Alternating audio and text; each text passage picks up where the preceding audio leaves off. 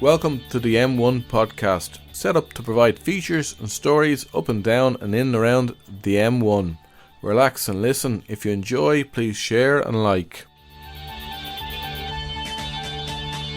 With Marks and Spencer's pulling out, the D Hotel changing its use from being a hotel, and in addition to 100 vacant properties being reported in Drogheda town centre, we look at, is it possible to regenerate Drogheda? In this episode, I spoke to three people who have a unique perspective. Ged Nash local TD, Alison Comyn of the Drogheda Independent, and Ronan Whitty, Chief Executive of the Mill Centre. And in these discussions, we explore solutions that might help regenerate Drogheda. First, I spoke to Ged Nash TD, who believes city status will help drive development in Drogheda.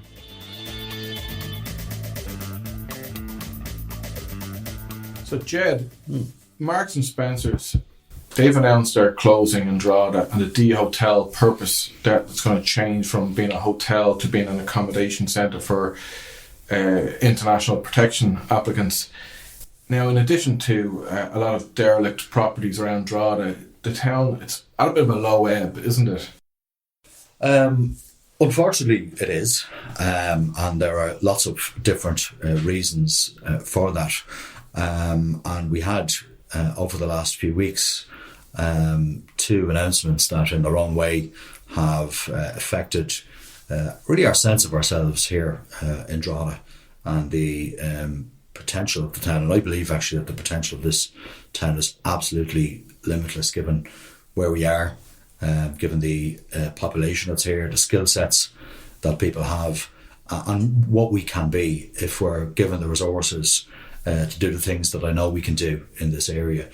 There's no doubt that the decision on the D Hotel was a confidence blow to Drogheda, and I've been working hard to try to persuade government to introduce an economic mitigation package, which to date they have decided not to deliver, but we won't give up on that. And similarly, you mentioned the decision by Marks and Spencer's, which is obviously entirely separate, to withdraw their successful supermarket and cafe operation from Drogheda. And there are actually more localised issues at play there. It wasn't a reflection on Drogheda, it wasn't a reflection on the local authority. It was a decision that they made that I think is probably best answered by the people who own the shopping centre in which the supermarket was housed. But every time we have an issue here in Drogheda, the community comes together, we put our heads together and we develop responses to that.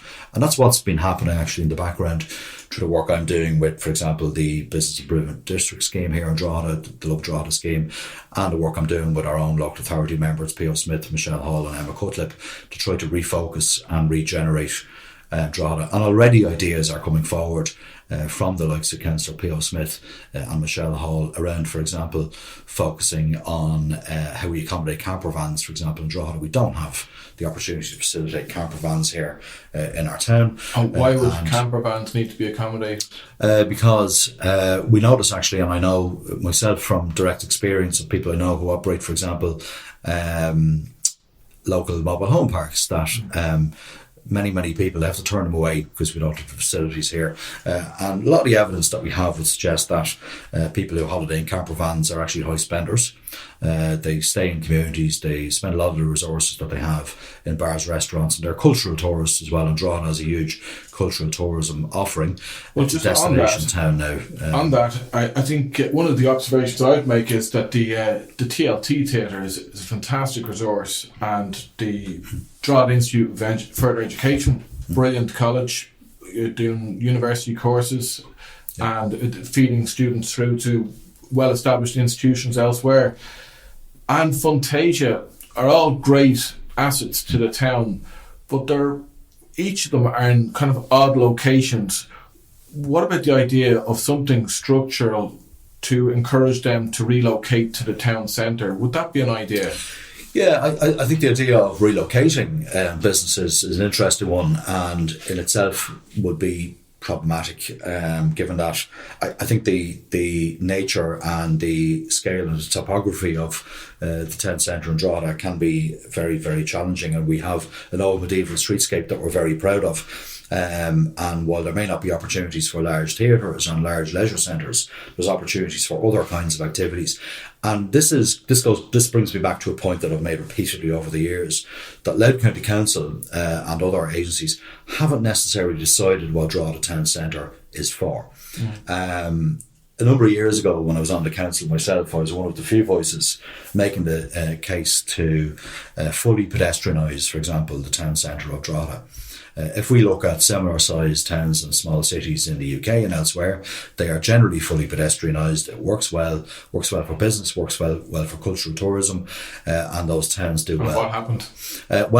What happened was actually Drogheda Borough Council, as it then was, had a proposal in place before the members of the council to fully pedestrianise the town from West Street, in fact ultimately up to Lawrence's Gate. And can you imagine what a pedestrianised Lawrence's Street would look like with that backdrop of Lawrence's Gate? The council members at the time, the majority decided that they wanted a lane of traffic through Drogheda Town Centre.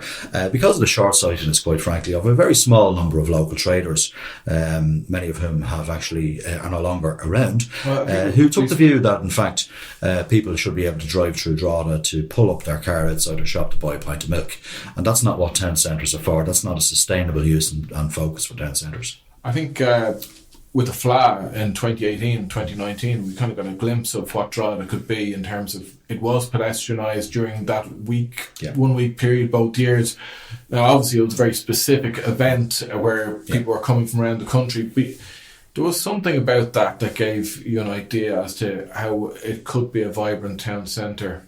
Absolutely, and I think with other initiatives underway now, for example, hopefully the next phase of the Port Access Northern Cross route, that we hope will get underway shortly. So where's that? The Port Access Northern Cross route, which links the motorway with, at this point, now the Ballinkenny Road, then the Termonfeckin Road, and ultimately Tom Rose Point, the port on the Baltray Road, that will allow our town centre to breathe, taking heavy goods vehicles off the centre of the town. So that will be a northern ring road? Ring road, essentially, on the north side of Drogheda, linking the M1 to the port, Okay, because it is, even getting here today, I had to go through the town centre to get here, and it takes you a long time. And as I was thinking about it, I was looking at these derelict properties and also what's above properties. And they've talked about living above the shops. It doesn't seem to be no scheme seems to have been implemented at all, really, to encourage living above the shops, to regenerate town centres. Exactly. For two reasons, living above the shop and regenerating our town centres is important. One is that it's a sustainable way of living. That we should be taking the view that rather than building thousands of new homes, which are welcome, on the northern fringe and the southern fringe of our town, what we actually should be doing is looking at the existing stock that we have. And it would make sense to retrofit that existing stock and encourage over the shop living for a couple of reasons. One is it's the most environmentally sustainable thing to do, but also it makes sure that our town centres are 24/7 living spaces again. Now, there is an initiative, thanks to colleagues like Councillor P.O. Smith, in place at the moment to regenerate the Westgate area of Drogheda, which is the part of Drogheda that requires the most attention. That is around Narrow West Street, Old Abbey Lane, and close to the new courthouse that we had to develop, in fact, when we were in government. So there are opportunities there, and that plan is with An Bord Pleanála at the moment. But one of the things that really grates with me is the fact that every year when it comes to the finance bill, and this is where this particular provision of law is housed, the Living Cities Initiative, Fine Gael and Fianna Fáil and the Green Party will not allow that to cover Drogheda. Think about this for a second. Kilkenny City is much smaller than Drogheda, much less dense and much smaller population. That's included in the Living Cities Initiative. That's effectively a tax incentive to encourage developers who own properties in town centres to redevelop over the shop. That has not been applied to Drogheda and should be. And this is related to your proposal for city status for Drogheda. So Kilkenny is recognised as a city. Sligo would be recognised as a city, would it be? And I suppose Waterford, Dublin, Drogheda, or Limerick and wherever else.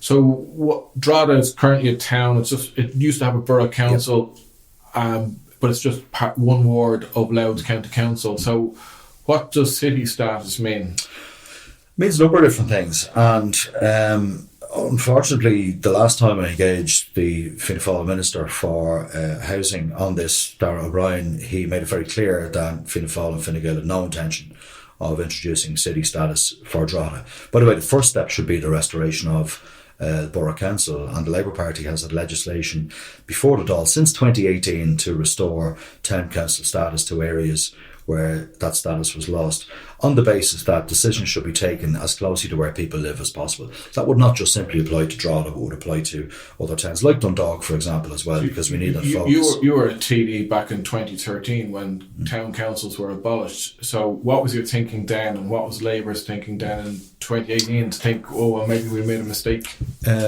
We put our hands up and we said that was a mistake and that was an error that was made. Brendan Howland famously said, because the same thing applied to Wexford Borough Council, which is an historic corporation of Borough Council itself. Brendan Howland made the point that he was too busy saving the country's economy to keep an eye on what Phil Hogan was doing. Phil Hogan, Fergus O'Dowd was a junior minister actually in that department. They take responsibility. Ultimately, the ministers at the helm at the time for that reorganisation of local government that simply hasn't worked actually for urban areas, and we can see that in the context of Drogheda and some of our towns as well. Cost-cutting measure. Cost-cutting measure was very, very short-sighted, and I think they were penny wise and pound foolish. We acknowledge that, and we're the only party to have legislation before the Dáil to actually re-establish town councils, because what a town the size and scale of Drogheda actually needs, or a small city like Drogheda needs, is to be able to generate the revenue it needs to run its own affairs, and to have the responsibilities in terms of planning law to be able to refocus and regenerate an area. And if you have a local authority housed in that sort of area, in our own area here, I think we could do that much more successfully than Louth County Council has managed to do. So building on from that, this is where the idea as well of city status has, I think, taken flight. If you look at the size and the scale of Drogheda, it's much more akin to Waterford or Galway. If you include, for example, the suburban areas around Drogheda, contiguous to Drogheda and County Meath, and now we're catering for 5,000 new homes in the north side of Drogheda. So the population of Drogheda will mushroom over the next few years. What we need is proper planning to make sure that the services and facilities are in place. I'm seeing no evidence of that in terms of, for example, the Department of Education. And what we need then is to see Drogheda as one unitary area. Now, unfortunately, I had secured in 2015 a boundary review that could potentially have seen the boundary of Drogheda move into the urban areas of County Meath that are contiguous with Drogheda, and that area would then be governed by Fair Street here in Drogheda. So there's some place like Grange. Can I get a fluff that? Grange Rat is in County Meath. Grange Rat, Millman, Derby, Deepford, Highlands, places like that. Quite a lot of people. People that would consider themselves to be Droghedians at this point in time, look to Drogheda for their services. That's what they're called, the Droghedians. Droghedians, that's what we call ourselves. So that would make practical sense. So we've been waiting actually since 2015 for kind of moves like this to be made. Unfortunately, when the Boundary Commission review came out in 2017, Simon Coveney was then Minister for the Environment. He fluffed this. He came under, I think, significant pressure, and situation we have now is a situation that's pertained for years where Drogheda doesn't have its own council. Fianna Fáil have decided not to give city status to Drogheda, and under this government we're now closer to restoring the borough council. We believe we should do that. Why is there resistance to it, do you think? It's we're dealing with two very conservative parties. And if you look at successful European countries and economies, what they do is base their local authorities around small cities that are powerhouses of economic and social development for regions. We seem content now, at least the Conservative Party seem to be content, to stand over a situation where we have the same local authority system bequeathed to us by the English. Yes. And it makes no sense in a modern Ireland to actually have the type of county council system that we continue to stand over. We need change if we're serious about redeveloping urban Ireland and making sure that urban areas like Drogheda become real regional development centres. And you were saying that the existing situation, you gave the comparison to Kilkenny, where the town itself is able to avail of certain funding streams. Absolutely, yeah. What other funding is Drogheda missing out on because of not having city status? Well, I think one of the key things, and I say this as a former Minister for Employment and have some direct experience of how IDA operates. When IDA markets a place abroad, they do so on the basis of big regional hubs and cities. And the language that investors understand is cities. Yes. When you explain to an international investor that we have a town here that in an Irish context is the sixth largest urban area in the country and it's not a city, then their eyes kind of glaze over because they like to see concentrated areas where populations focus, where the skills are. And I think even from the point of view of Drogheda not being a city, that in some way sees us fighting with one hand tied behind our back when we're looking for foreign direct investment. So who do they talk to? There's no mayor, there's no council. Exactly. It's Louth, and Louth is a county area. Louth is a county area and with its own identity, and we have our own identity as Louth people, but principally the people in Drogheda, South Louth and East Meath. So with this idea, would Dundalk be a city as well, and would other towns become cities? I don't think that should be ruled out, because if for a city, we're then getting onto an argument about, well, should we have exceptionalism for one place over another? And I'm somebody who believes in evidence-based policy making. If you make the case that an area of the scale of Drogheda should be a city, then why not some other areas? Like, for example, Sligo, like, for example, Wexford. But that being said, all of the evidence does show that Drogheda is one of the fastest growing parts of the country and has this kind of historic problem in that we are organised over two local authority areas. It's only now that the two local authorities, Louth and Meath County Council, are coming together to do a joint urban area plan for this area, and that is 7 years after the recommendation was made in the boundary review. So a number of years ago, Fergal Quinn, the supermarket magnate, came to Drogheda for a TV programme in recognition of dereliction at that point in time, and employed certain tactics and activities to regenerate it. But dereliction and decline is still an issue, and you think city status will be... I think city status would help, but there's also as well, I think, some other significant things that need to be done nationally to combat dereliction. Like we see, for example, the very small number of Creek Onaha vacant homes grants that have been taken up and paid out across the country. But if we're serious about dereliction, we need to, I think, make sure that the disincentives that are there for business people, for property owners to keep those derelict buildings, they need to be changed. I always make the point, and I've described the levels of dereliction that we see across Ireland. It's not exclusive to Drogheda. We see it, it's quite pronounced in Drogheda. We have about 40 plus derelict vacant properties in our town centre at the moment, and that is completely unacceptable. I think it's environmental vandalism of the worst kind, and that's how I've described it. But what we need to do, and we need to look at it through this lens, if you actually have a property that's derelict and vacant, and you can afford to keep your property as derelict and vacant, you must be extremely wealthy. We need to hit these people in the pocket where it hurts, and we need to introduce, I think, much stricter levies and tax disincentives to combat that. Just going back to that question earlier about relocating organisations like theatres or in colleges of further education to a town centre. I know the medieval streets aspect of Drogheda doesn't lend itself to that. But the space next to the Scotch Hall shopping centre, what's going on with that? That's it seems prime for development, and nothing's been done with it for so many years. Well, ultimately, from what I can recall, the plan there was to introduce a convention centre to Drogheda. I mean, Drogheda is one of the few urban areas of this kind of scale that doesn't have the ability to attract, major conferences and conventions and so on. And that would be an ideal location. And my understanding is that that's what the planning is for on that particular site.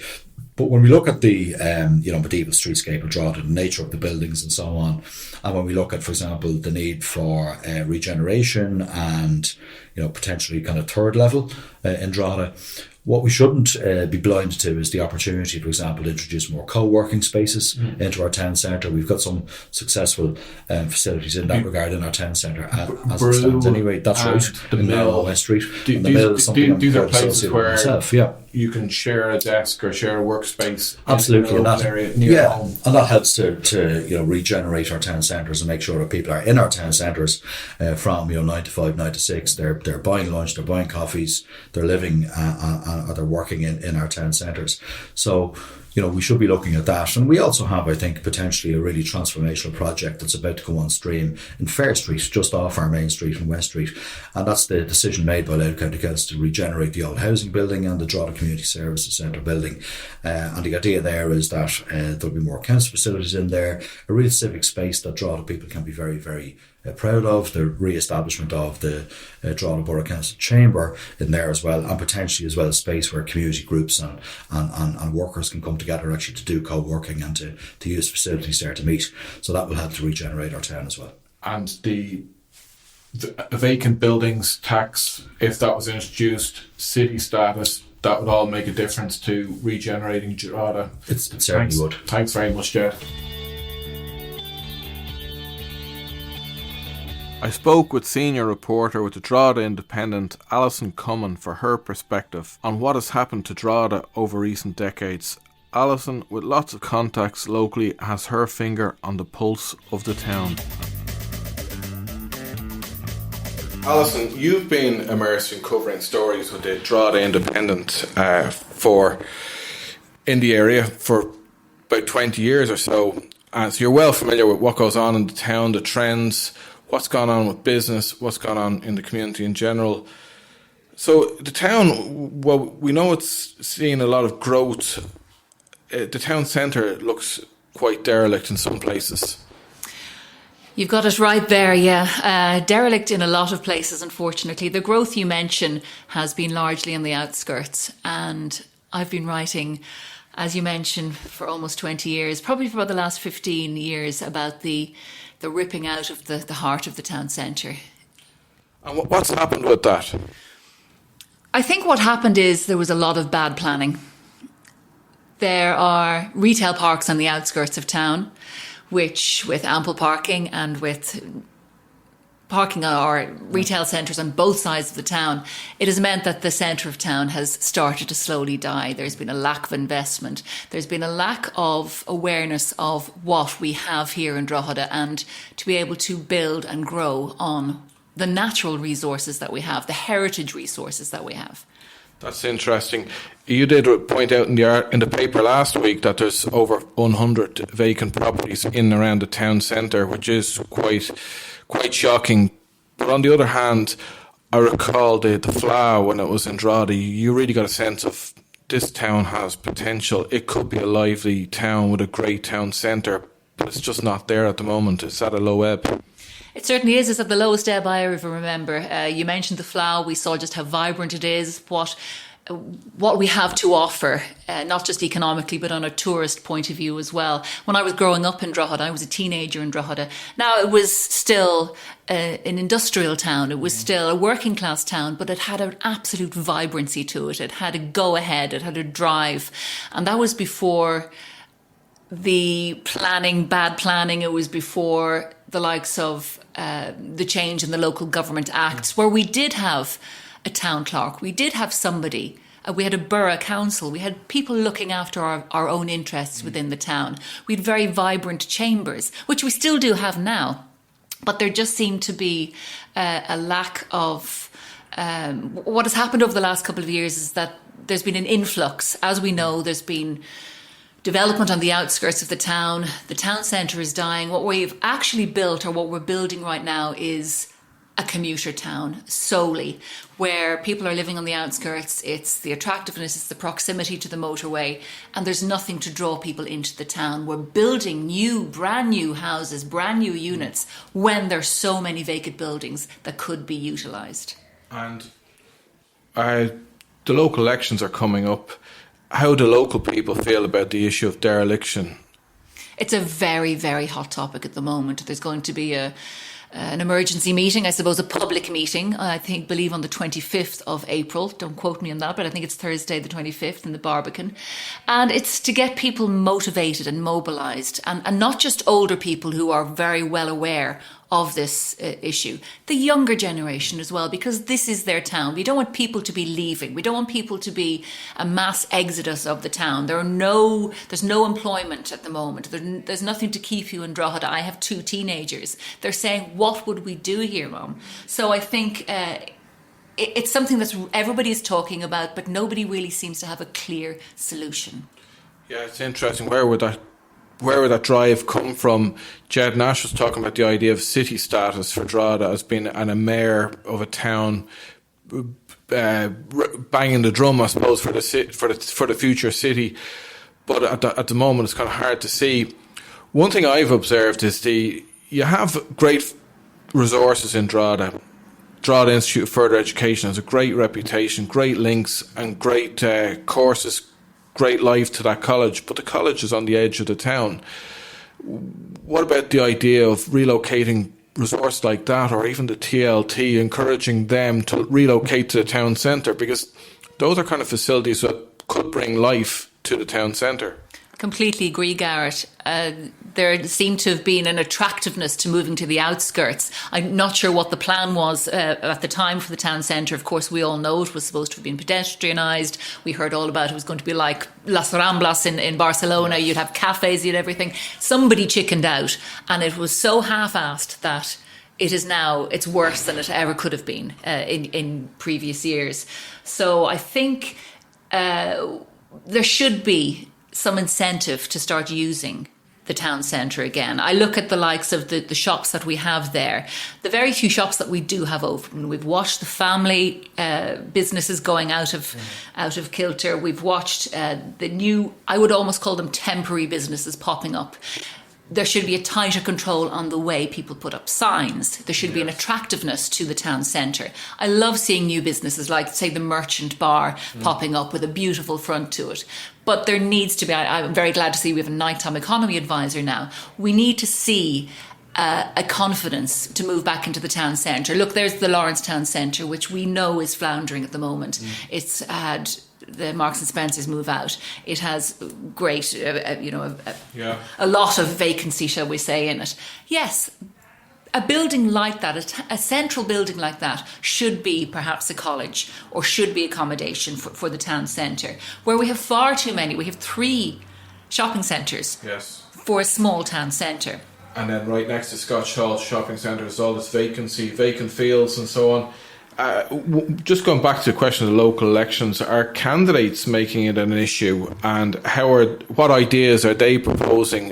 What's Fianna Fáil, Fine Gael, Labour, Green? What are they all saying, and is it cutting through what they're saying? Well, the last thing I'm going to do is going to be party political broadcast for any party. So if you want to know their issues, you need to ask them, Garrett. But you can see it is definitely on their agenda. There's no question. Some of the more seasoned ones will have been talking about this for a long time. So there may be people who will say, hang on, you've had 10 years to have a go at this and you've done nothing, or I'm not seeing any benefit from you there. So new blood may be brought in to look at those. But yes, you can see it is a topic for every single party in Drogheda. Well, we'll await that with interest. Thanks very much.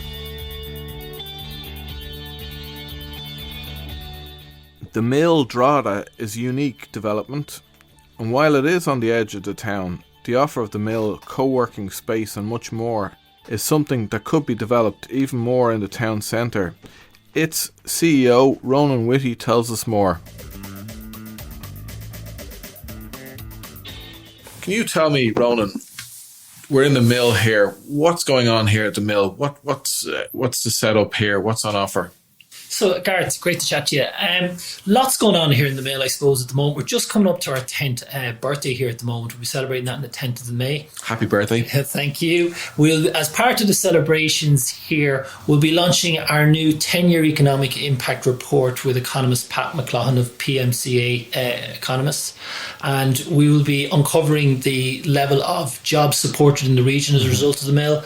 We'll be looking at the economic impact as measured by the gross value add, as well as the contribution to Irish tax exchequer. So in relation to that, our most recent report on an annual basis was just over a year ago, and it showed that there's 37.7 million a year generated out of the Mill at January 2023. The Mill is a building, it's actually on the edge of Drogheda, but it's a space where it's co-working space, is that right? Yes, so we have currently up to 65 different companies represented here in the Mill. And there's a combination of hot deskers, be it people who are remote workers, so they might work for companies like Google or Facebook, and their jobs are in Dublin, but they work here out of the Mill. And we have people who could be programmers looking to set up their own company, or accountants that have taken a hot desk here. In addition to that, we've 21 different offices filled with different companies. Generally tech, the areas we look to operate in, Gareth, would be the areas of tech, pharma, other areas such as environmental sustainability as well as an area we're looking to get into. And also with our proximity to the airport and the port, we would look at aviation and blue tech as well. about having some of those companies have staff here. Is that the idea? Well, actually, based in those companies here. So, Okay. like we have 3 different pharma companies. So, out of the 21 offices here, some companies have more than one office. So, there's 16 companies based in those 21 offices. So- and some of those, we've 3 of those are pharma based. So farmers, like they can be big employers employing, Yeah. let's say, 1,000 people in Ireland. What would be the role of the mill? Would they just allow 2 or 3 people base themselves here? Is that the idea? So no, actually, it wouldn't be those large companies that are basing small teams here. It'd be more like smaller companies that are serving those Them, larger okay. companies. So it's that kind of hub, being the Pfizers and Yeah. and so on, and the spoke being the roots in the economy here with these, like, for instance, here one company here is Hana Pharmalink. They are a pharmaceutical distribution company who distribute all over Europe. There's another company there, Nuvalez, who do consultancy with a lot of companies in the US. So there's a whole variety of businesses there. So there's hot desking and there's small office spaces which facilitates people to work closer to home, if not at home. Yes. And there's shared facilities such as small meeting pods and other. What would be the other shared facilities? So yeah, we've 11 meeting rooms in total here, consisting of boardroom, conference room. We're currently sitting in Studio 92 Media Centre. We've got 4 pods, 3. That's why the sound is much better this week. Yeah. And a big thing though that we try to do here, Gareth, it's about a community. Entrepreneurship can be a lonely journey. A lot of people who come in here, who be it entrepreneurs or be it people who are working from home, they might find one of 2 things when they're working from home. Either they're very lonely and they wish to come in here and be part of a community, or they're the opposite and their partner and all their kids make it impossible to have a quiet environment. Absolutely. So they welcome coming in here. Isn't it interesting with COVID? It kind of forced change at so many levels, whether it was government or in the private sector or other sectors, where this whole idea of working from home was talked about, but there was never that much talk about co-working spaces. Yeah. Well, do you know what? It's an area that's really grown in the last couple of years, and co-working, I don't think it was part of our lexicon 5-10 years ago, but it's become very familiar to everyone now at this stage. But we do have Connected Hubs. So Connected Hubs was launched from the Mill in February 2022. There are now 357 hubs registered nationally on that. So that's other co-working spaces around the country, spaces, yeah. and you're linking, networking with them and sharing knowledge. Yeah. And I think it's interesting, the idea of the shared space, because if you're a small business or if you have an idea for a business, it is a big ask to go from, I'm thinking someone who recently set up their own business on a main street, and where you're renting your own space and you're doing all that, you have all the responsibility for that. Whereas coming into a co-working space, it gives you the access to professional facilities, and you're able to convey yourself as a professional business with an address at the mill, not your home address necessarily. And so then customers, whether it's businesses or individuals, they know it's a professional business because it's based here. Just gives them a lot more accessibility to being in business. Yeah, we definitely help create that professional environment for the businesses here with the boardrooms and etc. Like, at the end of the day, if you're running your business from home, you don't want to be taking them upstairs to your little office to meet a customer. It doesn't give across the right impression. I think when we were looking at as you call them, the millers here, people in different professions, I think I've seen a couple of accountants. So if you're, let's say a plumber, and you set up an office space here, you can link in with the accountant who's based also in the same building and get your services from them. Yeah, a big thing that we try to work on here is developing the community here and creating a supportive environment. If that's like in the case of, we have monthly barbecues here, social events for millers, we have lunch and learns every couple of weeks where there'll be food laid on, and we'll have guest speakers on various topics for the millers here to improve their knowledge of business. But also they find that in addition to having all that help and support here, they find they get a lot of business from each other. Yeah. If website designers or any programmers, shared knowledge, but shared customers too. That's really interesting. And so you're probably at capacity here, are you? Close to it. Part of our business model here, as I mentioned, Gareth, success for us isn't someone coming in here and paying rent for 10 years. We look to graduate companies out. And so ideally for us, someone comes in, they might be a single employee, they want a hot desk, then they take on 1 or 2 employees, they want a small office, then a slightly larger one. Best case scenario, if they come to us after 3 years or so, 4 years, and say, we're at 20 staff, we're looking to grow to 50, we need to move out of here. We have had those instances here from the mill, and that's what success is for us. Yeah, I can see it's a really great setup. I wonder about the idea of this kind of setup. Would it be possible to locate some of this facility or the next part of your expansion maybe in the high streets and main streets of Drogheda? Because well, it's a great setup here. It's kind of on the edge of town. Yeah. So, yes, look, the benefit of being here is we've got plenty of ample car parking here. But we are aware of the, growing awareness in the main street there as well. So I'd like to say that Drogheda Digital Hub, which will be opening at the back end of this year, will be launching a pre-accelerator known as Boyne Innovate. And that will enable people to go on a pre-accelerator program. For those who aren't familiar with what a pre-accelerator is, it enables people, and ideally there's a lot of our economy here, local economy, who are going to Dublin every day, and they have the expertise and knowledge. And the Boyne Innovate program, located on Narrow West Street there, will enable people to develop those skills and build on those skills to create their own businesses and locate them within the region here. The first intake will be in the mill, but after that it will be based on Narrow West Street. Very good. So at least that's one part of the main street in the town that's going to be regenerated, and hopefully more to come. Thanks very much. No problem. Pleasure meeting you, Gareth. Thank you. There does seem to be a consensus that Drogheda isn't looking its best at the moment. It's a few years since supermarket supremo Fergal Quinn came to Drogheda to help make it look a bit better. And while things aren't great at the moment, there are ideas, if done together, could perhaps regenerate Drogheda. And with the local elections coming up, you can put the candidates under a bit of pressure to deliver a better deal to regenerate Drogheda. Ask them, what will they do to improve the town?